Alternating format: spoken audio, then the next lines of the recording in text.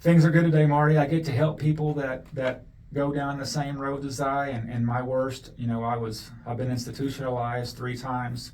I was in another mental health facility in Spencer in 2014. In 11 months, I had 13 accidents from 2014 to 2015, and 3 of those accidents were total trucks. I mean, I was a madman driving around. It's hard for me to sit here and tell you all this, but it almost sounds like it can't be true, but that's how bad it was. Yeah. It was just god awful. And now I get to try to walk that same jail that housed me for 64 days. I get to go in there and tell all those guys how good the Lord is. I get to be their chaplain. I get to be there for them. And man, that's something I don't take for granted, man. And it's sometimes with business and fatherhood and being a husband and having the jail and answering the phone, it can get heavy at times. And I've learned to disconnect and place boundaries personally and professionally and I'm still working on that.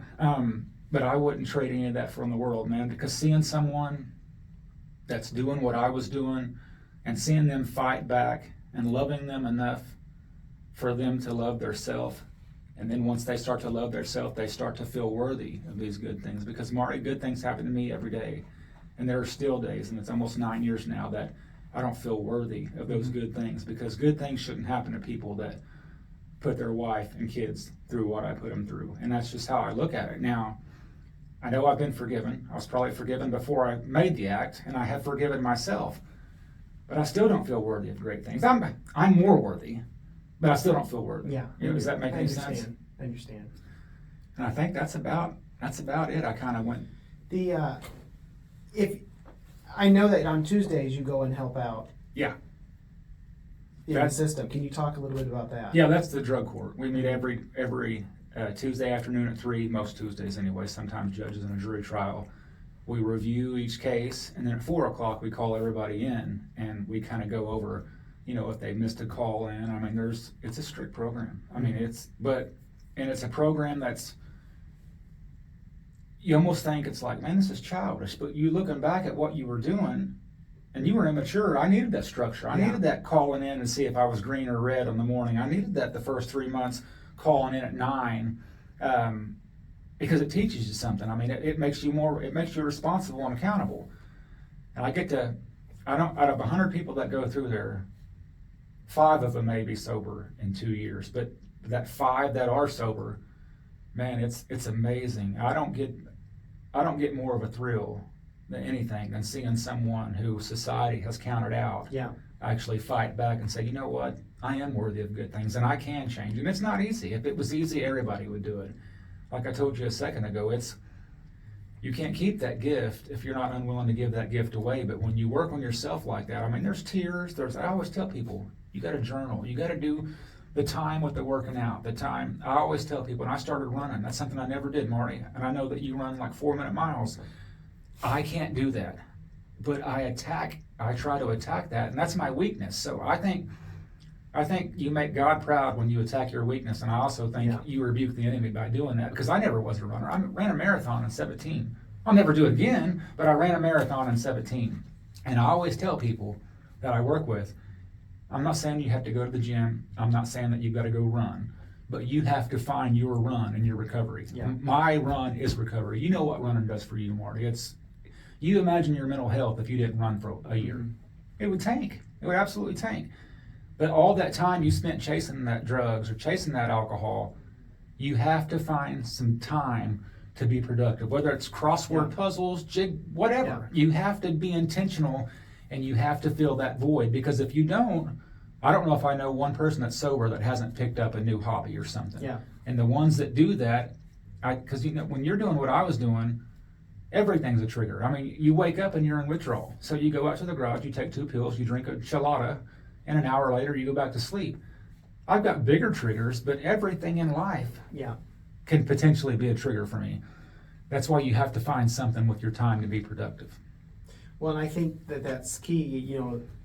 I think that there's all kinds of triggers, all kinds of things that Satan throws out there to tempt us. And maybe not even Satan, maybe it's just our flesh. Maybe it's the neurological pathways in our brain that have been tamed. And I mean, you talked about being triggered earlier and set back. Yeah. But it was It was because all that stuff was in your head already. It was, and you know what? The first time, I don't even know why I'm telling you this, the first time that I ever felt one of those triggers, it was 2018, and I went down to the parts house and I bought some porcelain wire nuts, white porcelain wire nuts for stoves, 1800 degrees, so that way they don't melt. Mm-hmm. I remember I put it on my counter, and as I'm driving down the road, I look over at them, and I used to always have my pills in a paper towel, and they were white pills that looked like porcelain wire nuts. Sure. And I looked over at them, and it was just like a sobering reminder. I was on the interstate. I pulled over and I took those porcelain wire nuts out and I put them in my box. That way I didn't have to see them anymore. But it's just weird how the human brain is, because there for a split second I thought that I knew they weren't pills. But man, when it's part of your life for 6 or 7 years and you glance over, it scared me. I mean, to be honest with you, it scared me. But I immediately fixed that by I didn't want to see it anymore. But there's other triggers like that. But that was one that was like, wow, that was sobering to me to see that, and I'm grateful. I'm grateful that it was a trigger, but it was just an odd deal. So you talked about running. What are other things guys do to shift the focus from substance abuse to? A lot of them have started running. Okay. Most of them start to train. Now, when I say training, not 5 days a week, an hour and 25 per, but just go. I mean, even if it's a walk, I think exercise. Yeah. is the best. But there's some that don't exercise. I've got a guy that gave up fishing for 15 years. He fishes 12 months a year now. Okay. He's sober. He's been sober for 4 years, but he found his love for fishing again. His dad used to take him fishing, and he quit. After his dad died, he quit going. Now I get to hear him when he goes out. He told me the other day, as a matter of fact, that he feels like he's with his dad when he's throwing that bait in the water. I'm like, man, that's because it's triggering all it those is. memories. That is absolutely incredible, because him and his dad were like avid fishermen growing up, and he quit fishing after his dad passed away, and now he'll take off work to go fishing. but it's working for him, and just to hear his joy and his, I think that was probably a big part of his. I mean, he took fishing was a big deal to him for 25 years, 30 years, and he quit when his dad died. So yeah, I remember him calling me the first time he went. And man, you could just hear the joy and the peace in his. I mean, he said he was only there for about an hour. He said, but I can't tell you how I felt being out there. And I said, you don't have to tell me. I can probably use my imagination. He said, I'm never going to quit fishing. And he said, if I do quit fishing, come find me, because something's wrong. And that's why I was like, man, that's incredible. That's incredible, man. So he's the most fishing guy I know right now. Yeah, that's cool. I was thinking about you helping with drug court. Is that good accountability as well? Like, 100%. It's a weekly reminder, right? 100%. And doing that has allowed me to work with some guys that I wouldn't normally know. Now, I can't take on everybody. I mean, there's help is needed. But if I have any more, because when you're working 12 steps program, it's like AA or NACR, whatever you want to call it. If you have more than a couple, and I learned this the hard way early on in recovery, I had like 4 or 5 guys that I was working with, and it was way too much. Mm-hmm. And I remember meeting with my mentor, and he said, I've had a role for 20 years now. I don't work with more than 2. And everything that guy's ever suggested, I've taken it and I've ran with it. So that's what and then working with 2, depending on where they're at in their recovery, that can get heavy. Sure. And you have to learn to turn that off. I haven't made it there yet, because they trust you with information that you can't share if you're doing what you should be doing. And some of the information I've been told, it's hard. I mean, I can't turn that off. I mean, some of the trauma, most people, Marty, that I work with, something pretty substantial happened to them before they were 18 or 19 years old. Getting that hurt out, telling people about that hurt, that's when your healing begins. And that's why I always tell people, if you have a mentor or a counselor or whatever you want to call it, that thing that you don't want to share is the same thing that will haunt you if you don't share. And man, I got a guy that was sexually abused, and it took me almost 4 years to get him to talk. But Marty, once he opened up about it, and he threw up all over me. And I was grateful. I can clean up the vomit, but he just let me have it. And man, I left there just heartbroken for him. Yeah. But I also knew how important what he just accomplished. And I remember him calling me like 2 or 3 days, and he said, man, since I shared that, he said, I'm not fantastic, and I'm still struggling a little bit, but something about sharing that with you. Getting it out. He got it out. I said, you You can't heal it if you run from it. And I did that. I mean, I can tell you that. I did that for on and off for 10 or 15 years. And just hearing that excitement in his voice. And then once he unloaded that, he unloaded several other things. And he's one of the guys that I think he'll have, I might be wrong on this, 6 years at the end of April. And man, everything. I mean, if you would have put money down, you would have thought that he wouldn't get this deal. But man, not only is he getting this deal, he's working with other men. Yeah. And some of the guys that I work with, watching them, because this is probably not the right term, but you kind of hand them off after a while, and they've worked the program. Okay, I think you're ready to do to go assist with somebody else, and there's nothing more rewarding for me to see somebody that I sit with that I thought probably may not ever get sober work with someone else. And that me working with those guys, me making my life a little crazier, because it does get heavy. That keeps me accountable. I mean, you gotta set boundaries personally and professionally, but that keeps you accountable. If you're working with, and that drug court, you said it a second ago, every Tuesday I get to walk in that courthouse, the same courthouse that Judge Doyle, the same judge that I sit with next to and have lunch with. Yeah. Man, it's just things like that. I mean, that judge, he let me in his house, but he wasn't there. I mean, that doesn't happen. I mean, this guy trusts me now. Yeah. He was the one that sentenced me through all my chaos, and he's like, the key's underneath there, and we joke. I was like, are you sure you want to let me in here?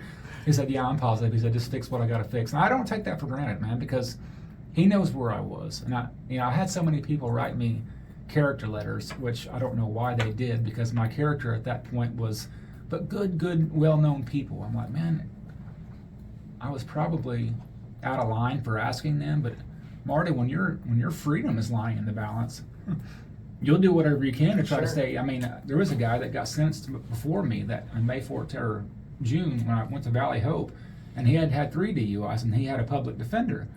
Well, if you pay an attorney, they work better for you. I mean, a public defender, they're going to work for you too. It's just law. Yeah. But a paid attorney, as unfortunate as it is, and I paid my attorney a lot of money, can do a lot more in the judicial system than what one that's appointed for you. Appointments, I mean, sure, they cover you. Yeah. But he got 3 years for that 3rd DUI, and I got that 5th one, and I didn't. I mean, I spent 64 days in jail, which felt like 15 years in Alcatraz, but I did it.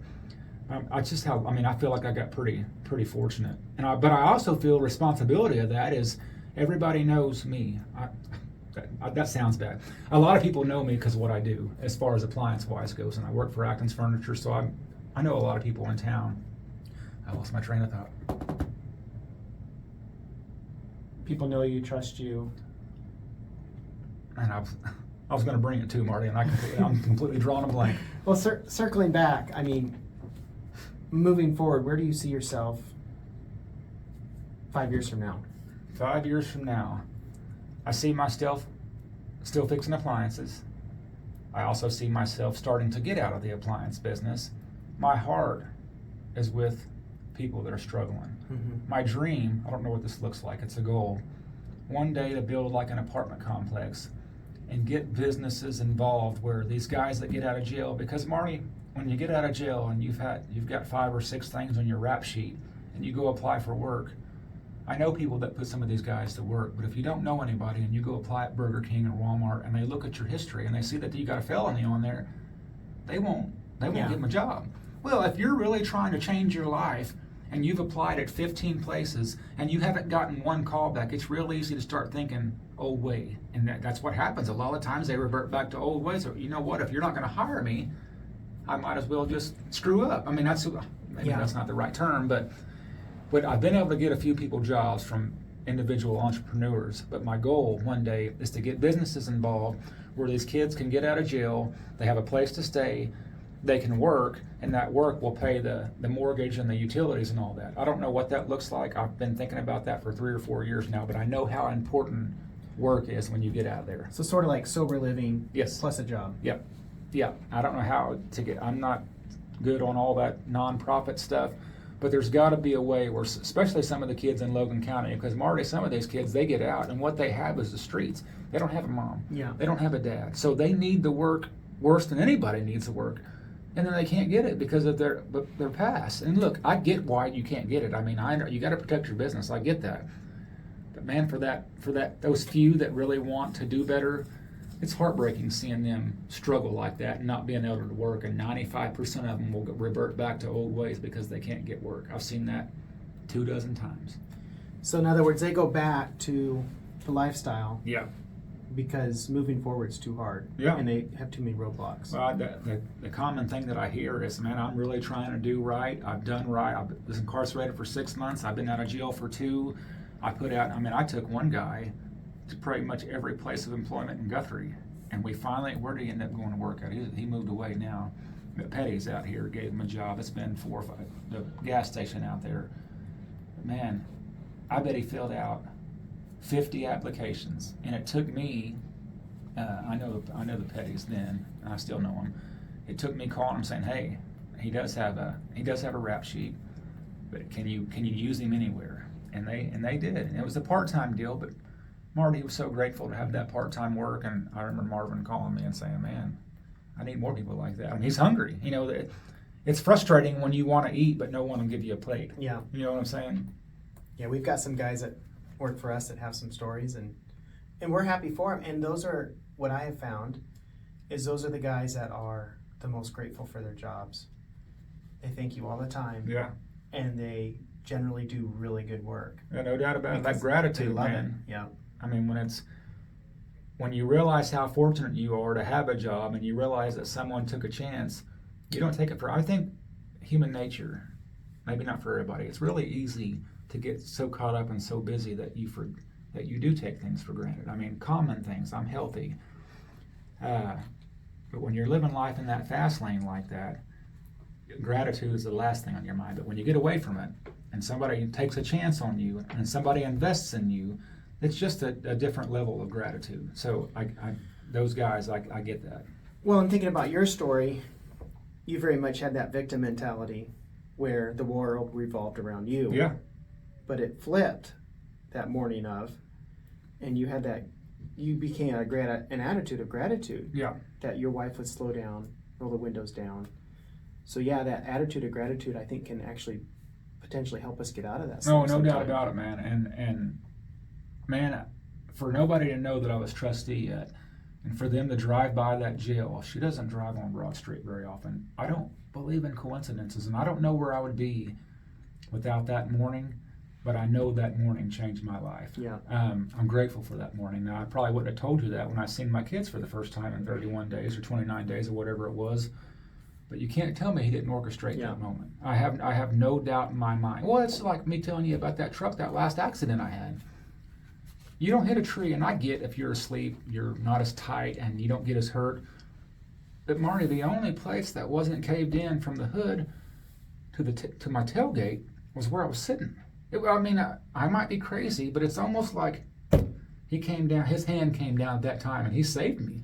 And I think he saved me and removed things from my life to tell people about it. Yeah. And I think that's a big responsibility for me, and that's why I'm probably a little bit more open on Facebook than what I should be, but there's so much chaos and bad stuff on Facebook that's really easy to get consumed by it. Man, I may not do anybody any good by being encouraging on there, but it's so much better to not look at coronavirus and COVID-19 and Biden and Trump. Just send a little love and light out there. I think it makes a difference, man. Small little things like that. You know what I mean? It does. And it takes intentionality. It does. It does. And you probably have a hard time finding someone that's more grateful than what I am, man. And I don't take it for granted. And one of my prayers each night is to never forget how I felt 9 years ago. Mm-hmm. And when I tell my story and I can feel my emotions revving up, I'm surprised I haven't cried. Not that I try to cry or not try to cry, but usually it's hard for me to get it out. But to me, that's the Lord saying, I'm not going to let you forget that. I don't want to forget that, man. I mean, my life was so much turmoil. You wouldn't have known me then. I mean, I don't think anybody would have known me then. I mean, people thought they knew me, but man, I'm grateful, man, but I'm telling you, Marty, even if Marcia and I wouldn't have worked out, that morning changed my life. And if I didn't want to be a parent living away from his kids, but I was whatever. I got myself in this situation. Yeah. I told myself, if I ever get the chance, And I told her in April that year, when I was at my worst, that I knew that I could make her the happiest person in the world. I believed that. I didn't have a clue what that looked like, Yeah. but I believed that. That's my world.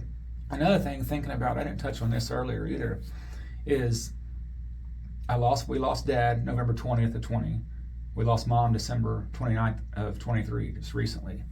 And I think about the time I got sober. Not only did he sober me up for those next 5 or 8 years, but he sobered me up enough to have some quality clean time before I lost a parent. Because I'm telling you, Marty, if I'd have lost either parent and I'd have still been in the grips of addiction, Yeah. I firmly believe I would have probably already been there, always been there, because the guilt and the shame and the regret. But I don't even have to talk like that now. I'm so grateful to have a sober mind and to be able to be a responsible man and take care of things when you lose a parent or something. That's something I don't take for granted, man. He allowed me to be sober for a little over 5 years before we lost Dad. And I'm sorry, 6 years. And I don't know how I would have handled it if I was only, because it took me working steps for about 18 months. I wasn't nowhere near where I am now at 18 months. Now, would I have remained sober? I don't know, but he gave me some clean time to be able to deal with all that, and I'm so grateful. Don't you think your identity shifted? Oh, 100%. Without a doubt. And that's, your identity now is sober and clean and It is. husband and father, and because of that identity change, No doubt about or it, even man. child of God, because your identity changed, you are not that person. No, man, I am not that person, man. I mean, it's crazy to think, when I tell you, if I heard my story from somebody else, I'd be like, man, this guy's crazy. That's me. It's just crazy what he can do if you're intentional and you try to be the very best version of yourself. And early on, I wanted things fixed, and I wanted them fixed last Tuesday, but he taught me patience in this deal. He really did. And I remember, because when I got out of rehab, I stayed in that apartment for 8 or 9 months. It wasn't like I was there for 45 days. Sure. We sold the house, moved to our new property, and things were hunky-dory. Just thinking about everything and my wife, today my wife, this is crazy to even say, she gets to walk spouses through the same thing. Now, she doesn't work them like I work them, but there's been 2 or 3 women that were, and I mentioned it to her one time. I said, I don't know how she's going to feel about that. She don't like to talk about it a lot, but she has stepped up in her role, and that's the most rewarding thing for me, is to see my bride, who I put through heck, actually help spouses that are going through the same thing. And she always tells them, her thing is, she tells them, you can't change him, no matter how bad you want to. And she got an Al-Anon book, and it teaches you how to live with someone like me. Very, very powerful stuff. I recommend it all the time. And I think when she got the Al-Anon book, in her head, I think she thought that maybe we were going to try to work it. Now, I didn't see this at the time, because it was only 3 months after I got out. But I would see her go to these Al-Anon meetings, and I would see her learn a little bit. And she learned a lot about herself, because when you live with someone like me, whether you know it or not, you're sick. I have infected you. Your way of living is not normal. And that's hard to tell. That's hard to tell a mom that calls me about their 22-year-old son. You've lived with him for 22 years. He's been using for 8 years. You're not well. And they don't want to hear that sometimes. But it's the truth. Mm-hmm. It's the truth. And enabling, I don't know why I'm talking about enabling. It's as bad as using the drugs or alcohol. I tell these parents, and I've had parents just sob to me. You can't enable. If your kid's hungry, take him and get him some food. If he needs gas in his car, go fill his car up. If he wants $200 to pay for the insurance, you go pay for the insurance if you want to do that. But you cannot give this kid money, because you will end up burying your baby if you keep babying him. And there was this one guy, been about 2 years ago, and he got picked up again. And I told this guy, the dad, I said, this is what needs to happen. And he was on board. Talked to the mom later that night, and I was like, man, if anybody's going to go get him out, it's going to be her. I went down to see him the next morning, and he was gone. I said, he's gone. Where'd he go? He said, he bonded out. And sure enough, his mom went down there and bonded him out. I think he's actually at Bill Johnson's now, because he got another charge, which probably saved his life, because he was in heroin and fentanyl and just whatever he could to alter his state of mind. But I couldn't believe that. I mean, you can only suggest. You can't make him not do that. But I told the fella, I almost said the name, I'm glad I didn't. I told the guy, I said, man, you cannot continue to allow this, because you're allowing it. And don't get me wrong, when you're like I am, or when you're like that son, you are a master manipulator. You can sell ice to an Eskimo, because Marty, some of the most intelligent and articulate people I know today were once addicted to alcohol or drugs. And that's just true. I mean, that's the truth. I know a lot of good people that have not used drugs or alcohol too. But addicts and alcoholics, most of them are pretty intelligent. Yeah. And they can manipulate with the very best. And I still find myself, I'm like, man, I got to quit being a manipulator. I mean, you got to always try to work on yourself, right? Salesman. Yeah. Jason, I want to wrap this up. Final 2 questions. What is the most influential most influential book in your life? The book I'm in every day is the Bible, but I'm going to go a different route on this one. When I was in custody, there was a book by Joel Osteen, and it was called You Can and You Will. And I remember in that book, there was this lady in there that I believe it was substance abuse. And they told her that every morning in the mirror, you look yourself in the mirror and you look in your eyes. And I started doing this when I was in jail. And you say, I am getting better every day in every way. And there's just something about bringing that to life. And I tell everybody that I've ever worked with, I've told them that. And everybody I've ever worked with has got that book. There's just something about, you say it every day. It becomes a routine. And to me, you bring it to life. And next thing you know, you start believing. And I say that every single morning when I'm brushing my teeth. Like clockwork. I mean, that's, if I'm brushing my teeth, still do. 100%. You did it this morning. 100%. Every morning. And I haven't missed a morning that I'm aware of, unless I slept all day or something. No, I know how pivotal that was at the moment in my life. Another one is Purpose Driven Life. There's several books that I've read, but the Purpose Driven Life, man, every time you read that, there's just something in each page that speaks to you. And so, Purpose Driven Life is every day. I think Rick Warren, if I'm not mistaken. And then You Can, You Will. And I'll go through that You Can, You Will. I'll read it probably 4 or 5 times a year. Because it came to me at a time that I needed it. And it may not be everybody's book, but at my time in my life, that book helped change things for me. Well, in doing those, what do you call those? Those manifestos? Uh-huh. Doing that is real. You hear it, you verbalize it, and it's exactly what you said. I mean, there's all kinds of scientific evidence. Is that right? I believe it. I mean, I'm living proof. I mean, there's just something about repeating it every single day. And you may not believe it the first 15 times you say it. But I think after a while, it's so part of your routine that you want to believe it. And then when you want to believe it, I think you start to believe it. And then you actually believe it. And you're like, next thing you know, you're just doing better than you've done in 20 years. It's kind of silly, but it's what worked for me. When you don't use past tense. At all. At all. It's present or future. It is 100%. Yeah. 100%. Last question. If you had 1 week to live, for whatever reason you're going to die, you got one message you want to convey to the world. Jonah in the Bible had one message to tell Nineveh. Repent, or God's going to destroy you. What would be your one message to convey? That's such a great question. If I had to convey one message, it would be, there is nothing that you will ever do your entire life that will separate you from the love of Jesus Christ. And I didn't believe that for the first 38 years of my life, because what I've done to my family, normal people don't do. But Marty, he met me right where I was at that morning. There's that feel good again. I didn't have to be at my best. And looking back now, at my worst was when he was at his best. There's just nothing that you can't come back from. Not one thing. And I know grief, you lost a husband. I mean, look, we all have struggles. Some are in our closets and some are in the paper. Yeah. There's nothing that you'll ever do that can separate you from the love of our Lord. I wouldn't have believed that 10 years ago. I probably wouldn't have wanted to believe that 10 years ago, but I wholeheartedly, 100% believe that today. I truly, truly do. Well, we need that message. No doubt about it, man. Man, I appreciate it, bro. Yeah. Well, thank you, Jason. I do, bro. Thank you so much, and thank you.